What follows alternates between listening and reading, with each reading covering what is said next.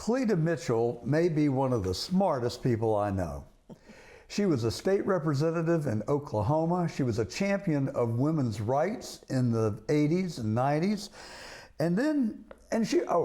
She was also a Democrat. But in the 90s, she saw the light, she switched parties, and now she works for the Conservative Partnership Institute, which is a conservative think tank headed by Jim DeMint and Mark Meadows. And I hope that she won't mind if I say she is also my friend. Cleta, welcome to The Truth. It's such an honor to have you. Well, I am so thrilled to be here, John. Great to see you and great to know you're doing this. Well, you and I go back a ways, and the thing that brought us together was the 2020 stolen election in Georgia. Yeah. I am so sick of reading the company line that President Trump attempted to overturn an election without evidence. I think both of those statements, both of the parts of that sentence are wrong. Do you agree? They're both wrong. They're both wrong. The media started using that term without evidence after Trump was elected in 2016. And so throughout his first term, there would be articles about something the president was saying or doing or a policy initiative. And the reporters in the quote news stories would say, President Trump said, without evidence, blah, blah, blah.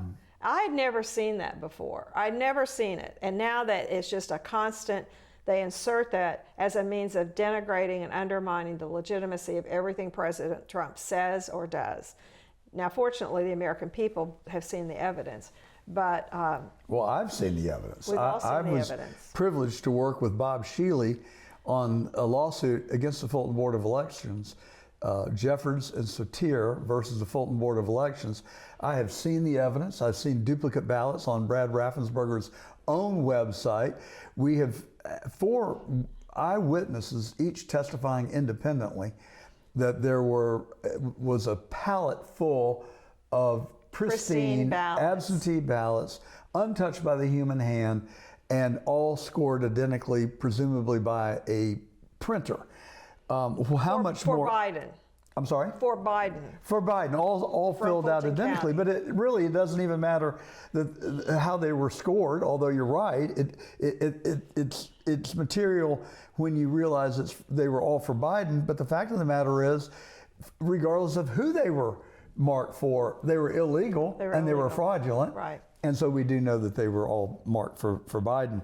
Now, Judge Brian Amaro ruled that Shealy and also Garland Favorito and his legal team demonstrated a prima facie case of fraud and ordered the absentee ballots be unsealed. And produced to them. Yeah, and that was allowed back to in, inspect. Was that 2021? 21.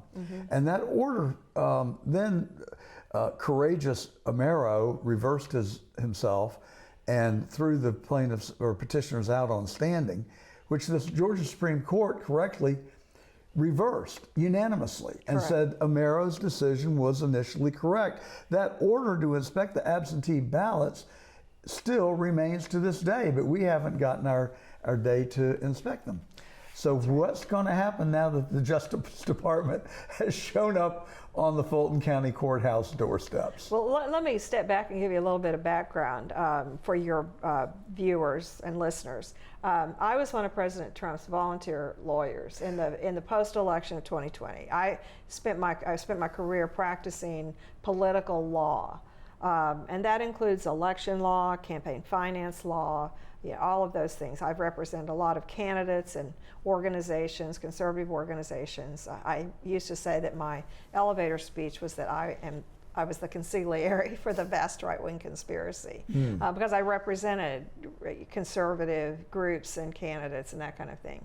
So when I was called the day after the November election in 2020 by Mark Meadows, and asked to go to Atlanta to just see what was going on. And I got there and realized it was just a mess of an election.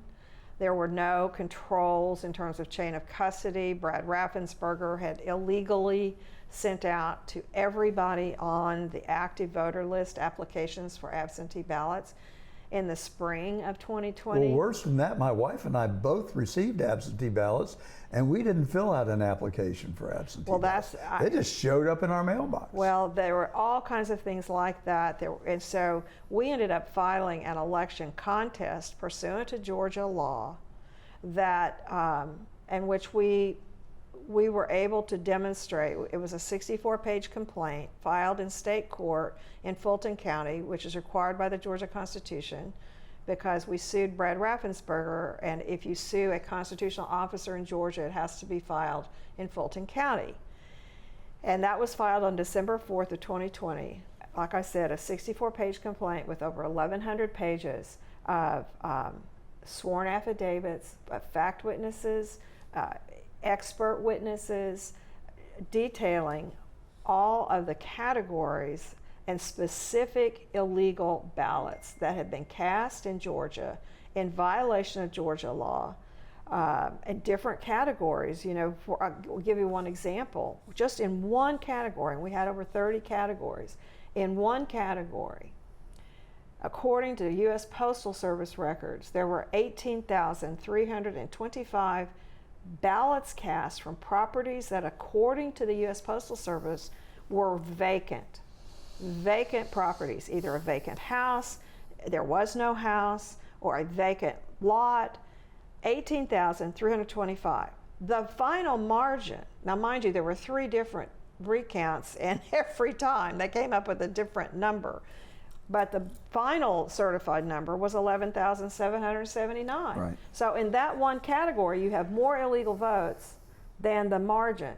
And under Georgia law, that means you can't certify the election. So you either have to have a new election, but here's the other thing. This is when federal law kicks in, and the Electoral Count Act has a process for contesting. If a state has not sent a certified set of electors and the election wasn't certified, then those can't be counted. That has to go to the House of Representatives. So, look, I mean, but we didn't get a judge appointed.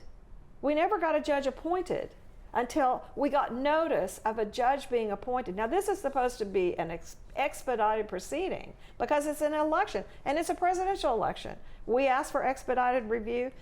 The statute requires expedited review. We got notice on January the 4th that an eligible judge had been appointed to hear the case and set the trial for the following Friday. Well, the following Friday was after everything was over. So on January 6th, what I was doing was we were in the process of dismissing the lawsuit, which we had to do, because Chris Carr and Brad Raffensperger were threatening to come after President Trump and all the lawyers for millions of dollars in legal fees, because Georgia has a fee-shifting statute. So if you bring a case and then you don't dismiss it when it's moot or whatever, then you can be liable for the attorney's fees and costs. And so that's what we were doing. We dismissed the case. And when people say, as the media has said, the left-wing media has said repeatedly, oh, President Trump filed all these lawsuits after 2020, he lost all the lawsuits. Well, he didn't lose our lawsuit because we never got a day in court. No, that's fake news. It's fake news. 100%. Fake news. And they never talk about Shealy's case before Brian Amaro, who actually held evidentiary hearings. Yes. And after the end of that, they were the first evidentiary hearings. That Shealy had demonstrated a prima facie case. So, Cleta, it's really hard to listen to this. Well, it is hard to listen to this. Because this is bigger than an election. It feels to me that there is real evil in our country. Well, before we get to that, let's back up for a second. You were on that famous call with Brad Raffensperger. I was. And the media took from that. Look, here's what we were trying to do was to get, because we hadn't had a judge appointed. Now, mind you, this is on January the 2nd. Right. It's on a Saturday. It's on January 2nd. And we had not had a judge appointed. And the president wanted to try to see if there was a way to get Raffensperger, which we've been trying behind the scenes to do for weeks, to sit down, because he just kept saying publicly when asked about the case that we had filed, he kept saying, well, their data is wrong. Your data is wrong. So we had said, and we said on that call, if you bring your data and show us where we're wrong, we'll bring our data and show you where you're wrong. And if you're right, we'll tell everybody. Yes. But if you're right, we'll tell everyone. But if you're wrong and we're right, you need to do something. And so when the president was saying we just have to find 12,000 votes, we didn't have to find any. We'd already found them, just like I was saying. 18,325 vacant properties, 1,100 people voting who are registered at post office boxes. That is illegal under 20,000 pristine ballots. 20,000 pristine ballots. I mean, it just goes, on and on. And you know, so the media says that he was trying to tell Raffensperger, go find votes. No, he was demonstrating what the thin margin of error was. Right. I think you'd have to be deaf, dumb, and blind not to have understood the point that President Trump was trying to make. But they've contorted it. They've twisted it into something that he was not implying or asking for. And they keep saying that he was trying to overturn an election. I've never heard him say that. Have you? Did you hear him say that? He just said a timeout. There's a lot of smoke. Let's get to the facts and find out whether this was an honest, free election. That's my perspective. Do you disagree? I think it's absolutely the case. And every state has a process for filing an election contest. I don't know about all the cases that were filed elsewhere, but I do know that for the most part, they were all dismissed on procedural grounds. They never got to having 100%. An evidentiary hearing. Exactly. In our case, we dismissed it after the election. The Georgia electors had been certified because there was no remedy now for us. So we dismissed it. The case was moot. But we never got into court. We never got to present our evidence. And there was a lawyer from Las Vegas named Robert Barnes who came out and spent a little time with us. And I talked to him a couple of years ago, so this would have been 2 years after we worked together in Georgia after the 2020 election. He said, Cleta, there's a reason they didn't appoint a judge. You had the goods. Mm-hmm. They could not afford for those facts and evidence and witnesses to ever see the light of day. So they just ran out the clock. And I honestly had never thought about it like that, but that's exactly what they did. Well, it all makes sense when you frame it in that perspective. Here's the thing there are two things that really bother me about this. First of all, who are they? Yeah. And you know, we've got an election that was stolen. The franchise, in my view, is the pillar of our republic. You destroy the franchise, we have no republic. That's right. And that, to me, seems to be the effect of what they were really driving at. Well, one of the things... That means, I just don't think it was these guys, Kemp, Raffensperger, and Carr in a back room making these decisions. We know Kemp goes to Davos every year. We know that China is at war with the United States. It's a stealth war, in the words of General Robert Spalding. There's so many people that are attacking our country right now in real time in front of our very eyes. So I'm really concerned about that. The second thing that really bothers me is that Donald Trump, who was the best president of the United States in his first term, which he is now surpassing in his second term, and that's not a partisan statement, that's just a statement of fact. I mean, you look at what criteria do you want to use? He was the best. Same here, same now, and it's only getting better. But there were 18 other people in Georgia whose lives they destroyed. Well, there are 54 or tried to. There are 54 people in 5 states who are still under indictment. Yes. Including your colleague, Mark Meadows, who was including the president. Chief of staff and of Patriot. And they're all patriots. And then look at Rudy Giuliani. They made him give up his family heirlooms to pay Shay Moss and Ruby Freeman, who we saw on video taking the same stacks of 100 ballots and feeding them through the tabulators multiple times.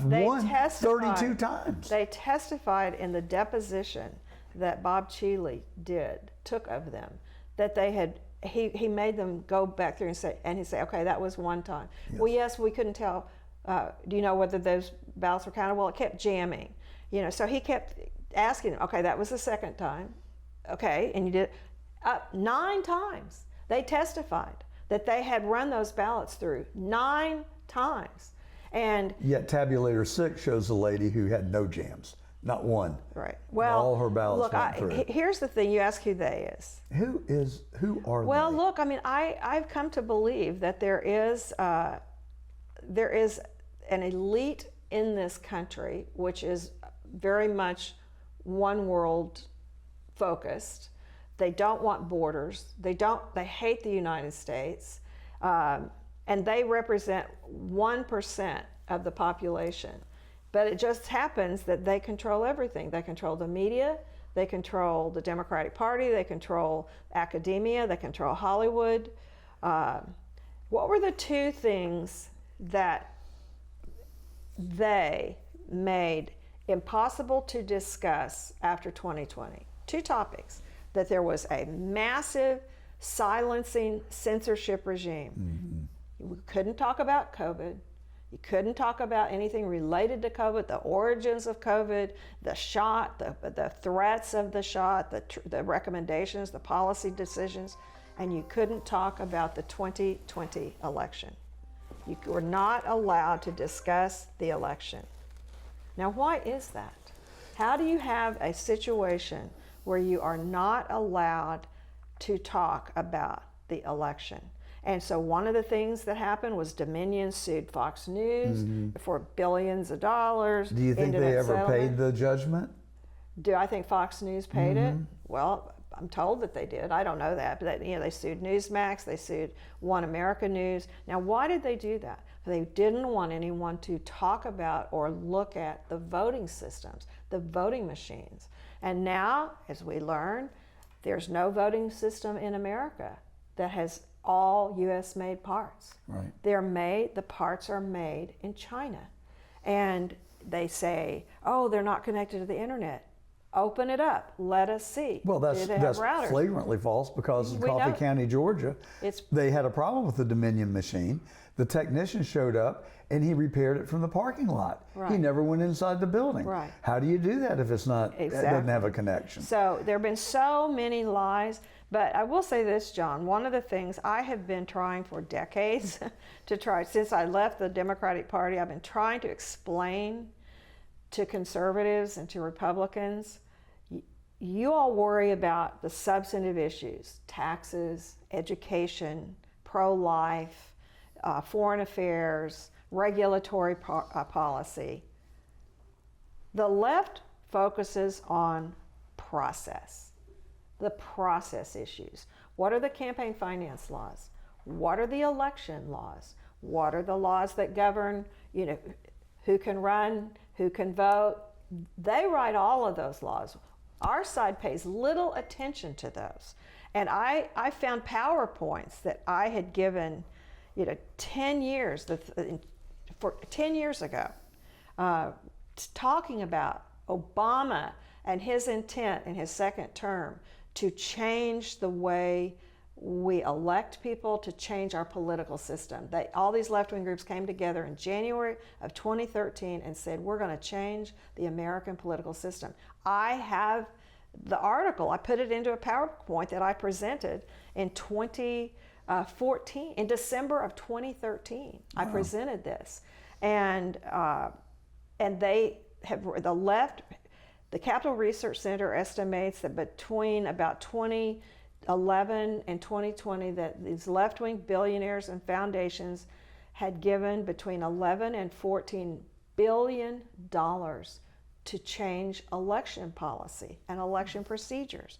And it took 2020 before anybody on our side started thinking, hey, maybe we need to look at this. And so one of the things that I did, the left came after me after the phone call, and I ended up resigning from my big law firm partnership in January of 2021 and joined the Conservative Partnership Institute as the senior legal fellow. And from that, then I founded the Election Integrity Network, which is a network of state coalitions all over the country, where we have 28 states now that have state election integrity coalitions. I'm telling you what, these citizens, They are amazing. They have spent tens of thousands of hours over the last 4 years, and they know exactly what's wrong with the election process. They know how dirty the voter rolls are. They know what's going on with the election technology, everything from e-poll books that are really a threat. So there are lots of things and that pesky little QR code, that I am so suspicious of that. Well, you should be. We don't need a QR code well, to count ballots. in fact, Judge Totenberg ruled that violated the Georgia Constitution, but then after 7 years, she decided suddenly that the plaintiffs didn't have standing to bring the case.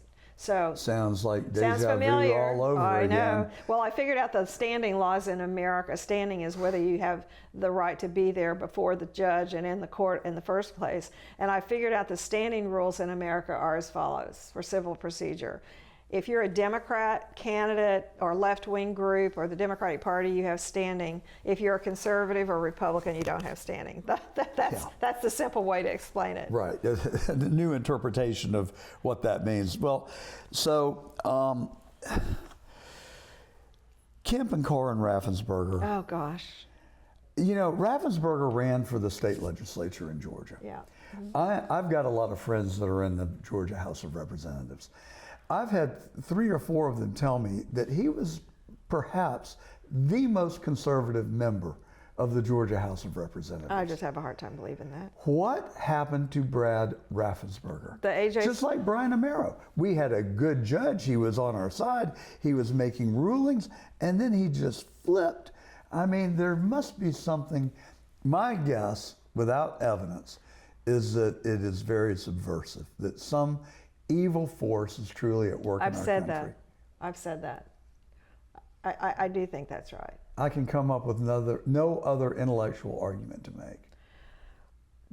The left, Mark Elias and all these guys, they attack me regularly and have for 4 years because of my work in election integrity. So what I finally said is, okay, if you're not for election integrity, then you must be for corrupt elections. And you're right, John. One of the things that I say about why the election system is so important to us and our country is because of what the Declaration of Independence says. The Declaration of Independence says governments derive their just powers from the consent of the governed. And the way we as Americans give consent to those governing us and withdraw our consent is through elections. If you take away our ability to do that, which I would argue has happened in a number of states in this country, if you change the rules so that no matter what they do, they being the powers that be, we saw what they did during the 4 years of the Biden regime, I really think, and they did so much damage to our country in such a short period of time. And I think that they thought that they could control the election process so that we could not throw them out. And we came so close to losing our country, but fortunately, Donald Trump, said, I'm not going to let them have the last word. And notwithstanding the fact that he has suffered mightily, his family has suffered mightily, both personally and financially. As I mentioned, 54 people indicted criminally in 5 states for being Trump electors, Trump lawyers, or Trump supporters, campaign workers. And I believe that we will find that I already know that these state Democrat AGs in 4 states, Arizona, Nevada, Wisconsin, and Michigan, these Democrat AGs acted at the behest of the Biden Justice Department to bring indictments against people in their state for having been Trump electors and supporters. Fannie Willis, the now disgraced Fannie Willis, we know that she and Nathan Wade, her lover, were at the White House before they brought, and I think we will find that happened in each of those states.